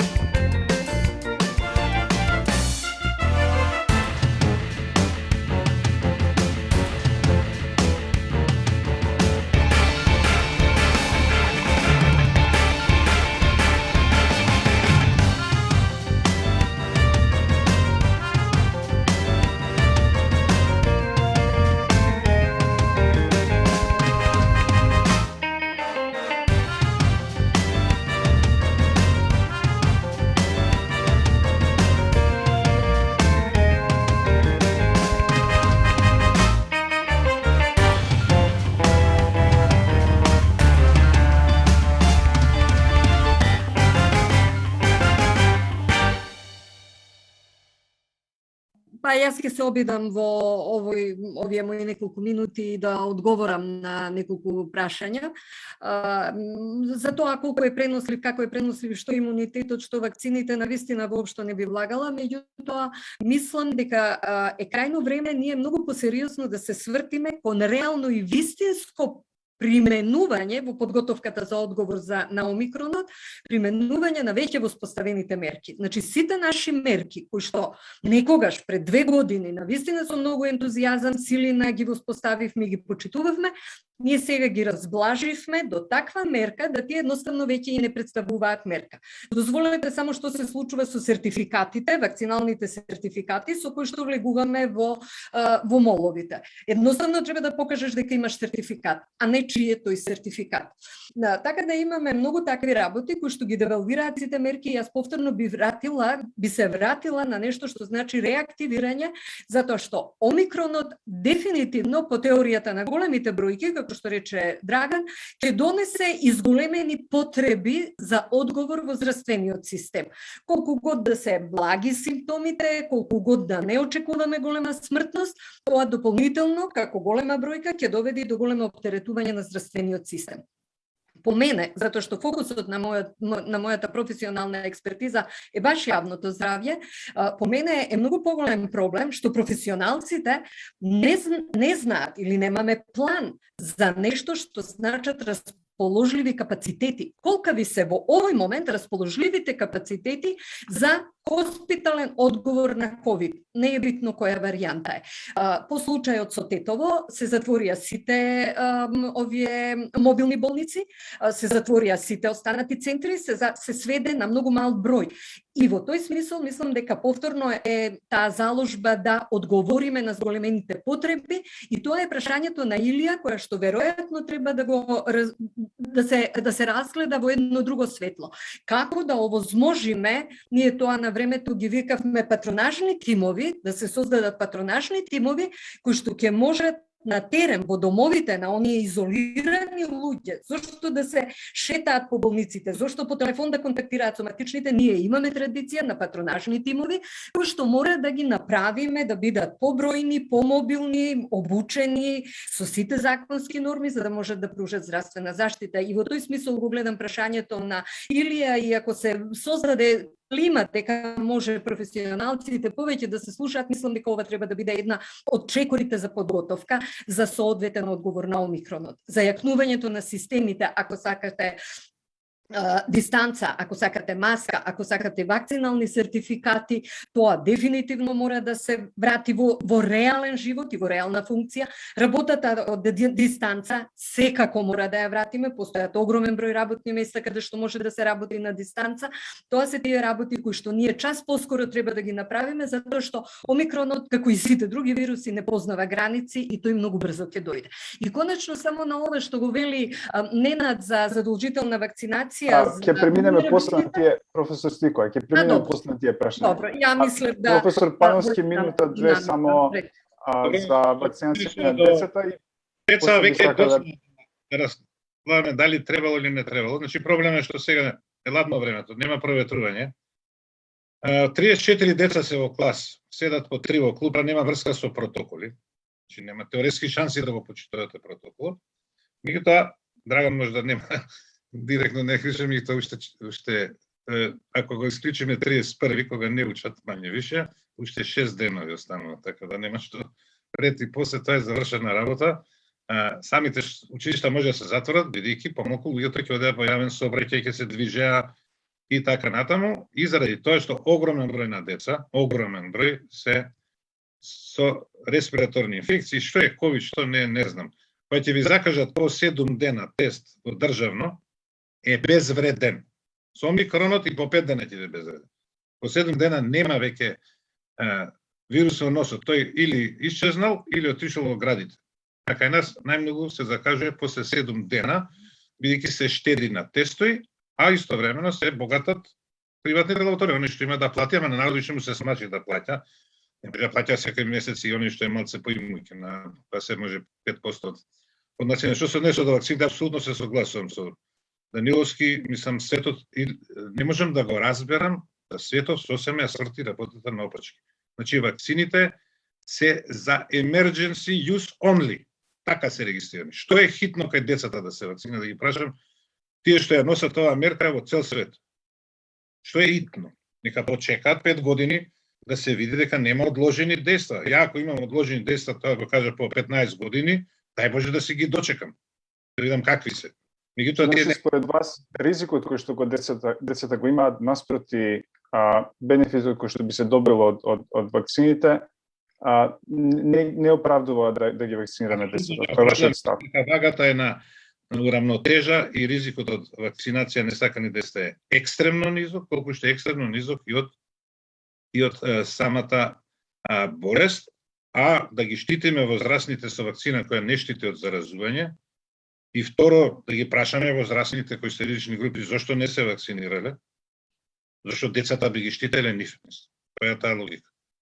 Кога имаат вакцина достапно, не има каде, не треба да чекаат ред, ништо.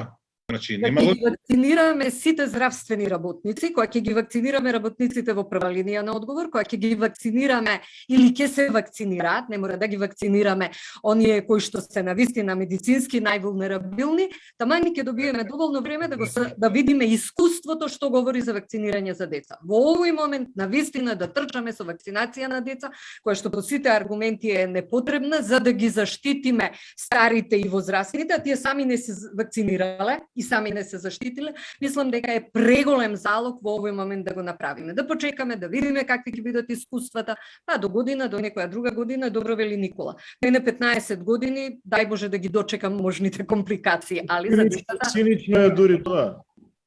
Цинизам тежок е тоа да вакцинираш деца за стари да заштитиш. Мислам дека децата што имаат хронични болести, мислам за нив имунокомпромитираните деца. Во тој смисол да не биде дека сега за сите деца. Сепак има. Бидејќи смртните случаи што ги имавме колку се на број беа такви случаи кај нас. Да, само ризичните деца имунодефицитарни да се вакцинираат, точно така. Јас би предложил да преминеме на прашање од публика, бидејќи немаме многу време преостанато.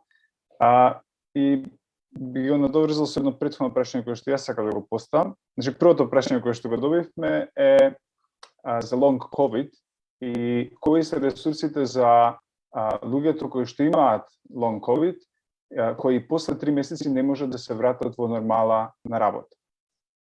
И ова би било првично прашање, претпоставувам упатено до професор Стикова.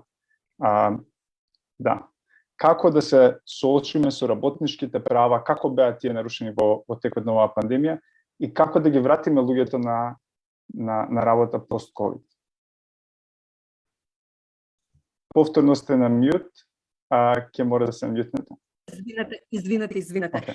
Ако нешто дефинитивно беше ставено на маргините во овие изминати 2 години, тоа беа работниците, заштитата на нивното здравје, но и нивните права. Значи, два сосема различни аспекта. Ако говориме за заштита на здравјето, се сеќавате дека првите и најсериозни кластери беа во текстилната индустрија, што значи дека прво работничката популација почна со појава на кластери, зошто? Затоа што не беа превземани мерки, не беа донесени протоколи. Постои само еден единствен протокол за заштита на здравјето на работниците и тоа е метар дистанца, носење на маска и хигиена на раце.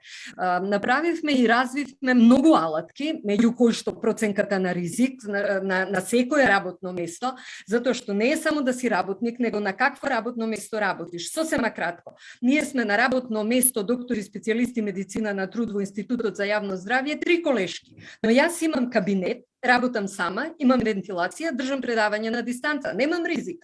Моите колешки се постојано во контакт со работници кои што ги прегледуваат, нормално дека имаат ризик. Значи не може работите да се генерализираат, туку мора прво да се направи проценка на ризик. Властите здравствени не послуша. Направивме алатка за утврдување на медицинската вулнерабилност. Не само старите работници, туку имаш и млади работници кои што се болни и во нормални услови не смееш да ги ставиш во прва линија на одговор. Мораш да ги ставиш негде негде позати. Го направивме ковид калкулаторот за утврдување на медицинска вулнерабилност, здравствените власти не послуша. Здравствените власти избрзано донесоа правилник за листа на професионални болести, кажа ковид ќе биде професионална болест само за здравствените работници. Па како на едно наставничка во училиште да ја објасниш дека кога го добила од своите ученици не е професионално? Како да објавиш на оние што се во малопродржба, кои што се постојано во контакт со луѓе дека не им е професионално? А од друга страна, прогласувањето на професионална болест е дефинирано со конвенции и директиви и на работниците кои што добиле ковид на работно место, им следуваат сериозни бенефити. Ако сакате разлика во плата, ако сакате права на evidence-based медицина за лекување, ако сакате кеш бенефит, ако сакате на оние кои што почина, им делува покривање и на трошоци за погреб и покривање на разликата во социјалниот статус, и тие конвенции Република Македонија ги има подпишано, и тие се појаки од било кој закон што постои во Република Македонија. Дали имаме проблем со имплементација на тоа? Никаква имплементација, никаква. И токму затоа и го користам овој медиум за пошироко да стаса информацијата дека тие работници имаат гарантирани права со европските директиви и со конвенциите на Меѓународна организација за труд кој што Македонија ги има подпишано. И веројатно токму и заради тоа не се дава гласност, затоа што секој работник кој што ќе смета дека е оштетен, може да оди пред суд и да го добие, да ги оствари своите права, и тоа се понекогаш десетици илјади евра во прашање кои што работниците треба да ги добијат како обештетување доколку работодавачот не ги превзел сите мерки за заштита на неговото здравје. Доколку станува за јавно здравствена мерка, тогаш е тоа прашање на буџетот и не е прашање на работниците. И конечно, кога станува збор за вакцинацијата, кој што повторно сеќавате нема 2 недели како беше бурно тоа се елаборирано во јавноста, Министерството побара, па владата рече нема да ги вакцинираме, и тука постојат документи дали работниците мандаторно мора да бидат вакцинирани. Работниците по тие конвенции не мора да бидат мандаторно вакцинирани. Имаат право да кажат дека не сакаат да бидат вакцинирани, ако сакате од медицински, тоа ќе утврдиме како ќе се утврдуваат медицински причини, но дозволете, меѓународните документи велат и од религиозни причини. Ако он каже дека од религиозни причини не смее да се боцка, ти мораш на работникот, тоа право му е гарантирано, дека можеш да му го оствариш тоа право. Но затоа пак работодавачот треба да ги превземе сите други мерки. Не работникот да си плаќа тестови и не работникот да се докажува со ковид сертификатот дека прележал болест во 45 дена. Туку работодавачот е должен да ги превземе тие мерки. И во тој смисол можеби е крајно време да почнеме многу поинтензивно да говориме за остварувањето на правата, односно етичките аспекти, затоа што 700.000 луѓе се работничка популација и тие им се одземени правата за ние што велиме достоинствена работа или работа во здрави и безбедни услови на работа. Ако ми дозволите за ковид сертификатот и оние 45 дена кои што ги говореше Никола, ќе се вратам на мојата прва дискусија во некаква консеквентност.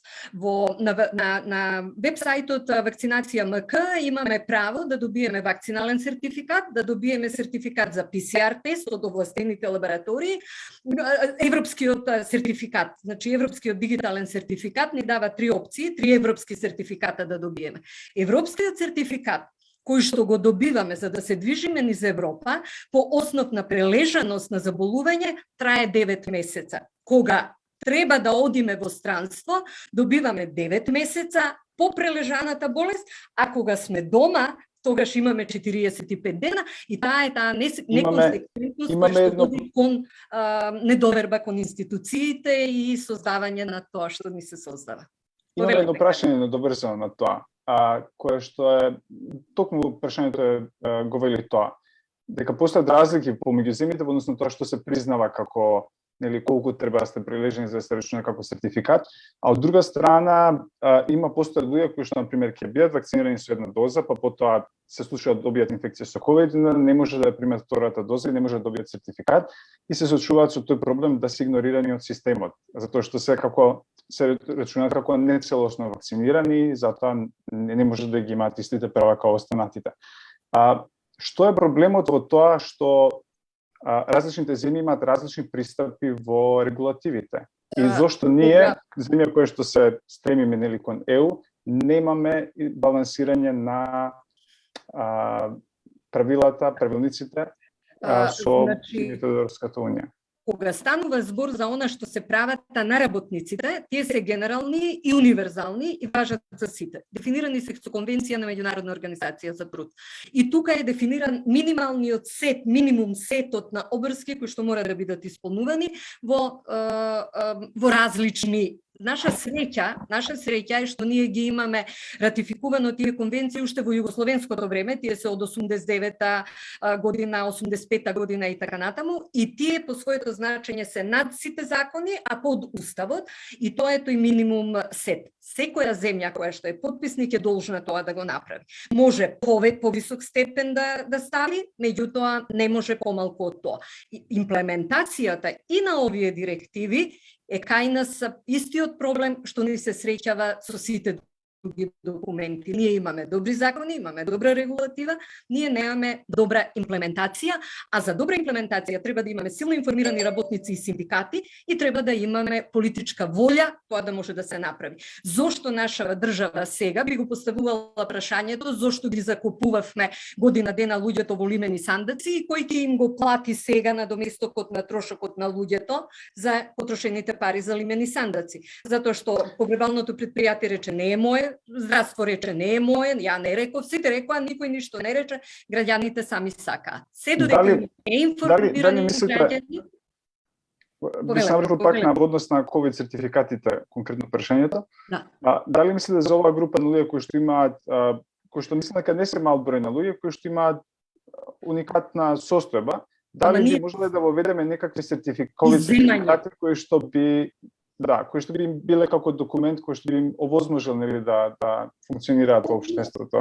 Тоа целиот овој панел денеска се врти на тоа. Ние секогаш имаме можност да донесеме иземање. Меѓутоа за иземање треба информирани граѓани, силни професионалци и политичка волја. И ние ќе речеме, ова и ова е иземање до тогаш и тогаш. Го компензираме на ваков начин. Тие луѓе не можат да добијат сертификат. Меѓутоа, ако сакаат да патуваат во странство, може да се најде компромисно решение со кое што државата тоа ќе го покрие. А за во Македонија, за во нашата држава, тоа да го решат за да ги добијат документите кои што ќе им овозможат слободно движење, тука апсолутно нема никаков проблем. Со политичка волја и со информирани професионалци, со притисок од јавноста, апсолутно е тоа секогаш можно да се направи, затоа што за секоја одлука стои преговарање. Ние не преговараме и ние не разговараме. Мојот телефон е еден од ретките достапни телефони на работа кои што граѓаните можат да го добијат. Вие не знаете колку индивидуални приказки слушам секој ден кои што се однесуваат на глубоста на одговорните институции да одговорат на потребите на граѓаните. Луѓе кои што губат работа заради тоа што не се ослободени од изолација.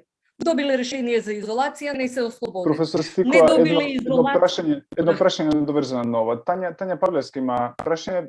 Свесни сме дека ова е проблем во Македонија. Како е тоа споредно со останатите земји? Дали останатите земји имаат ист проблем со compliance или следење на тие конвенции кои што се потпишани? Говориме тука за земјите во регионот, а и во Европа, земјите во регионот повеќе или помалку. Меѓутоа, Меѓународна организација за труд редовно ги објавува применувањата на нивните конвенции кои што се однесуваат на овој проблем. Едноставно тоа е кај нив пракса. Кога би разговарала со луѓе кои што работат во странство, тие би рекле, ама и кај нас е тоа така. Меѓутоа, кај нас е тоа многу видливо. Ние сме мала држава, мал број на луѓе и тие се работи многу видливи. Во една голема земја, овие индивидуални проблеми можеби не се толку изразени. Меѓутоа, применувањето на тие директиви се јаки секаде каде што има јаки синдикати. Синдикатот застанува во застапувањето на правата и тие синдикати се најчесто по гранки, по текстилна индустрија, градежна индустрија, и тие се изборуваат за своите права. И работниците мора да ги исполнат тие обврски од конвенциите затоа што синдикатот стои за работниците. И мора да ги даде тие обештетувања. Ја пак некако се вртам околу комуникацијата помеѓу стручните лица и има едно прашање околу тоа. Дали може би доколку стручните лица би биле пообединети и би имале повеќе кворуми за дискусија и повеќе соработка, синергија меѓу себе, дали може би било подобро тие да ги даваат насоките како би требало да се справуваме со ова пандемија и некако да политичарите бидат исклучени од тие одлуки? Политичарите треба само да ги добијат ставовите, заклучоците и мислењата на професионалците и да постапат по нив. Тие никако не смеат да учествуваат во тој процес. Професионалците мора да се самостојни и независни во своето стручно мислење и да вршат силен притисок врз политичарите, да политичарите да дадат форма и применливост на тоа што е стручен став. И мислам дека што мислат професор Пановски и Даниловски за тоа? Дали да го следиме примерот на Шведска, каде што Институтот за јавно здравје, Агенцијата за јавно здравје е таа која што го има приматот во одлуките во однос на стратегијата, или политичарите имаат важност?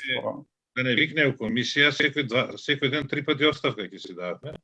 Ако стоиш на став, а тие стојат да го проведат, тој толку ќе завршиш, ќе траеше пола ден и се ако не викнат нови, мислам може и ќе трае пола ден. Значи ако ти му кажеш не ги затвори ги границите, не отворај свадби, идеална ни е состојбата. Ќе има експлозија. Ја кажам, бардот на македонската епидемиологија, Даниловски, или одговорете му дека не знае, јавно, изрезете и кажете, Даниловски не знае, ние знаеме, па ќе видиме кој ќе биде право, или послушајте, тоа јавно го кажам. Еве, не викам ја, Даниловски. Они молчат. Се случи експлозија. Никој не одговара. Не одговара. И сега истото се случува. И што се случи, за да кажам како изгледа кога молчат стручњаци. Они негде во август едва слушнав, ама ние рековме свадби, ние не се согласиме за свадби, затоа ги нема на пресконференција другите луѓе, зашто не може да одговорат на прашања кај бевте ова да го направите. И што се случи? Министерот Извини, Никола. Сега Извини, Никола, ние рековме, ама тие не послушаа. Тоа беше нема да, тоа е зборот, точно или севета кој нема да ве послушаат. Вие ќе речете ја реков, јас се повлекувам и последиците нема докторите да ги трпат како што ги трпат или науката, ќе се ги трпат политичарите, се повлекуваме, јавно се каже тоа. Бидејќи тогаш истото со тоа. Дали треба контрола на границите? Ние сме чисти, а сите околу нас имаат случаи, ние викаме не треба, нека влегуваат. Немало врската. До август, кога ние бевме на врвото у светот, министерот кажа, па ние сме солидарни, сега нашите граѓани ќе ги тестираме кои ќе излегуваат надвор. Некам политика, ми тоа е понижување, на сите понижување достоинството каде ни е. Ако Гркот ми влегол у недела у 6, а Бајле ја у 6 и 10 ќе му дам сертификат да биде кој ќе доаѓа кај мене. Нека нема врска со медицина, а има врска. Само заради тоа. Значи, тие се тие работи, кај што ја разбирам дека некои можеби нема да се спроведат од економски причини. Медицински, овако е сега, ако кажеме, утре, Драган вика да не се затвори, ја викам да се затвори и се договориме се да се затвори. Утре, месец дена, можете кажат економијата ќе пропадне, така, натаму. Меѓутоа, за флагрантни работи, како што беше летоска, за ова 45 дена, мислам, што паѓа студент на испит кој круша за такво одлука. И за многу други. Носење маска на нива. Едно подпрашање само. Дали студентите сега да се предпреможе, и јас се согласувам дека само тоа е спасот. И втора работа, за лекување болници не сме стручни. До сега требаше да викнеме луѓе од страна. Кинезите, србите викнаа по еден месец кинези. Зошто тоа не се прави?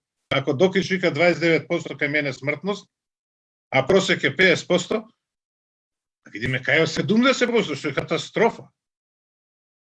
Замислете да имате 70% и после луѓето не сакале да се лекуваат, не ќе дојдат у болница. Тоа се бројки луѓе, тоа треба да се објасни секој ден. Благодарам. Професор Даниловски. Јас мислам дека ова со мерките, иако не ги спроведуваат уште не е доцна. Значи, бранот на дојденци, на гости, гастарбајтери, што току ќе следи. Некои веќе почна да доаѓаат, ама мнозинството тек денови веќе почна да доаѓа. Мислам дека и покрај тоа што не верувам да не е влезен омикрон веќе во земјата, едноставно дополнително масло на оган ќе се оневозможи да се додава плюс. Затоа што ако почнат да растат бројките на хоспитализираните, тоа е веќе пропадната работа. Значи, штом ќе почнат болници да се полнат, веќе вирусот го има насекаде и тука веќе некакви посебни мерки, веќе освен герила, нели, да се следат одделни контакти, а и во тоа не сме многу успешни, да се следат првостепени, второстепени и така натаму со епидемиолошки анкети и да се изолираат, ама и тука не сме кадарни, затоа што јас не верувам дека значаен дел од оние сите што добиле решение за изолација ги почитувале тие решенија. Уназад 2 години. Значи, постои една тотална, да речам, индоленција и непочитување на мерките. И јасно е зашто, не е крив народот. Виновен е системот, виновни се институциите што не успеале 30 години, независно која партија е на власт, 30 години не успеала да искомуницира со населението, да изгради институциите, да изградат однос на доверба, на партнерство, како Шведска што го направи тоа. Они се договорија, знаеш ти тоа, они се договорија со граѓаните да носат маски. Таму немаше стриктни некакви строги посебни мерки, освен препораки. Едно е ти камшик да извадиш, друго е со арно да се разбереш. Едноставно ние таков однос на доверба немаме и тоа ни е капацитетот на институциите, не можеме да очекуваме повеќе. Едноставно тоа е плафонот. Секако дека она што значи ниво на свест, совест кај одредени групи на граѓани, тоа е нешто што допрва сега не можеме да ги превоспитуваме и да очекуваме дека ќе не послушаат, ќе го послушаат системот, додат да се вакцинираат. Тоа е што е, толку се колку што се, многу се, но во секој случај што се однесува до мерките, нешто посебно не може да се направи. Но може да се направи нешто друго. Тоа што за смртноста професорот Пановски го спомна, јас по кој знае кој пат и оваа прилика ќе ја искористам, смртноста дефинитивно не би била толкава, може би и преполовена би била, ако нашиве доктори има упатства базирани на докази или протоколи за лекување на сите нивоа на здравствена заштита. Ние до ден денеска, ја им се обраќам и на докторите, да знаете дека ако не се почитува, ако не постои упатство базирано на медицина на докази, што е законска обврска по член 27 од Законот за здравствена заштита, став 1, кој што гласи дека здравствената заштита, здравствените работници ја спроведуваат во здравствени установи врз основа на принципите на упатства донесени согласно медицина базирана на докази. Буквално од прилика така го цитирав став 1 од член 27. Ако нема почитување, тоа значи непочитување на закон, ако не постои упатство според кое што ќе работи. Значи незаконски се лечат пациентите. Ако се лечат незаконски, тоа повлекува одговорност. Не е точно дека, како што мислат некои, дека не се донесува намерно упатство такво, за да се нема кривична одговорност ако се прекрши. Па одговорност кривична се носи и ако не се испочитува законот и ако не се донесе подзаконски акт. Таквите упатства на докази базирани се подзаконски акти. Имаат иста сила на закон. Обврзуваат законски. И за непочитување кривично се одговара. Башка лекарската комора, која што е како аутистична 2 години, се извинувам на изразот, и не реагира од стручен аспект, од аспект на проверка на тоа дали се почитува добрата пракса, добра стручна пракса од страна на докторите. Ако вакво нешто имавме, Ако беа активни двете страни, и политичкото тело, и органот на управа, и ЕСНАФското, немаше да имаме толку умрени. Немаше, всушност, немаше да имаме толку некритично ординирање на антибиотици. И не само тоа, немаше да имаме толку неумење во третирање на критичните болни. Не може сестра медицинска да одвртува од памет вентилот за кислород, на респиратор. И ако ми дозволиш, Драган, само мало дополнување во овој правец. Јас во едно од моите претходни обраќања реков дека ние респираторите ги изфрливме од нашите протоколи за лекување, сегде во знаеме да раководиме.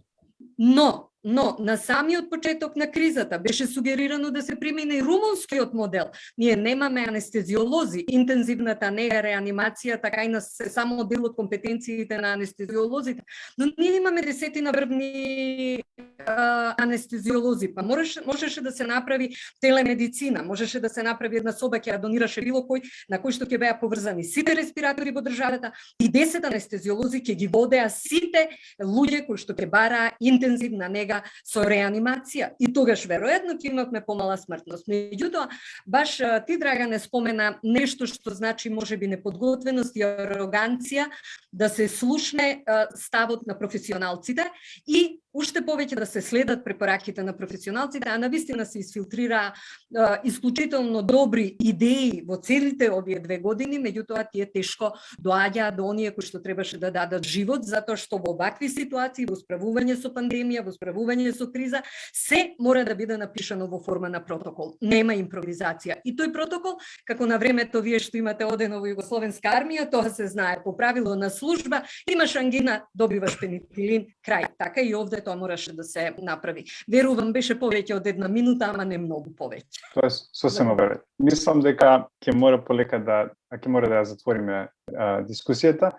Има многу интересни прашања од луѓе кои што многу ги почитувам, тука и Ненад Сврзика, па и Венцислав, кои што многу би сакал да дискутирам за имунопептидомот и за T-cell response, кој што мислам дека ќе ни помогне многу за омикрон варијантата, али за жал немаме време. Би го искористил и преформулира прашањето на Илија Дуковски од US, да го затворам некако овој панел, кој што вели дека можеби би требало да се апелира кон политичарите да не вршат притисок кон експертите во комуникацијата со јавноста, а напорите се фокусираат кон комуникацијата со јавноста од страна на експертите. И јас мислам дека токму вие тоа го правевте за време на цело ова време на оваа пандемија, вие упорно и покрај сите притисоци или несослушување комунициравте со јавноста и јас сум убеден дека тоа имаше енормен ефект во целиот овој период овие 2 години и on behalf во име на јавноста ви благодарам на сето тоа и мислам дека треба да продолжите со тоа. Ова ќе биде малце потешко да се апелира до политичарите, не се мешаат таму кај што не им е местото. Меѓутоа мислам дека Илија има добра поента дека можеби треба и тоа повеќе да апелираме ние останатите. Со тоа јас би сакала да го завршам мојот панел и повторно благодарам на сите за времето и за извонредната дискусија и повторно благодарам на Никола за можноста. Не знам, Никола, дали би сакал да кажеш нешто пред да... Евентуално, јас морам навистина да ти честитам, Харис, на напорот што го направи, на извонредно водената дискусија, да се заблагодарам на колегите Никола и Драган.